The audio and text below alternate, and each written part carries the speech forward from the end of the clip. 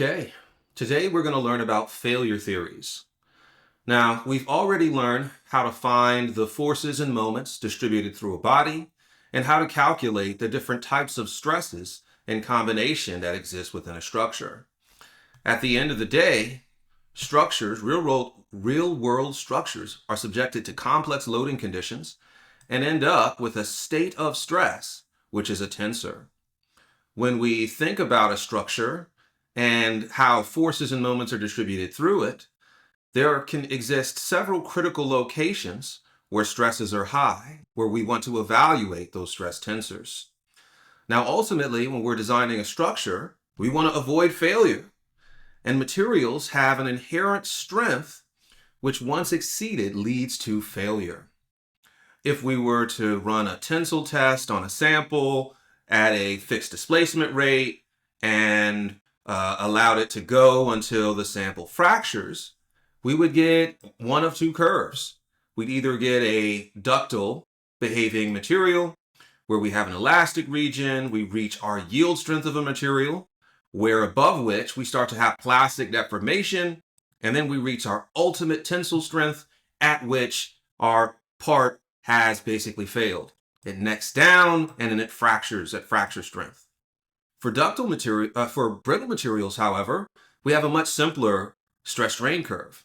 We have primarily an elastic behavior. We might have a tiny bit of plastic deformation before we get to our tensile strength and fracture or failure occurs, right? Now, these parameters of the yield and the tensile strength are scalar valued. They're a single value we measure from a test, whether that test is a tension test or say a compressive test or a torsional test, to get these scalar valued properties of a material. So the question then becomes, how do we determine if a component has failed at one of its critical locations? Well, we've just described that the state of stress in a structure at any particular critical location is a tensor that has 6 values of stress, 6 numbers. And we just learned that the strength of a material is a scalar, a single value for the yield strength or a single value for the ultimate tensile strength. So the question is, how do we evaluate this? How do we go from 6 terms and evaluate it against the strength, the singular value of strength of a material? And that's where we need to introduce our failure theories. These are theories that allow us to convert that stress tensor into a scalar quantity that can be compared to the strength of a material. Theories have been derived in terms of critical stresses, critical strains, and even critical strain energy. And the selection of which failure theory is proper for a particular problem depends on a few things, such as the state of stress, material type, material symmetry, boundary conditions, environment, and other factors, right?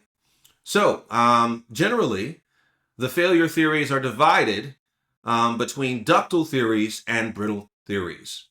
For ductile materials, we normally classify those where the ductility is greater than 5%, so 0.05, and these are materials that have an identifiable yield strength that is often the same in tension and compression.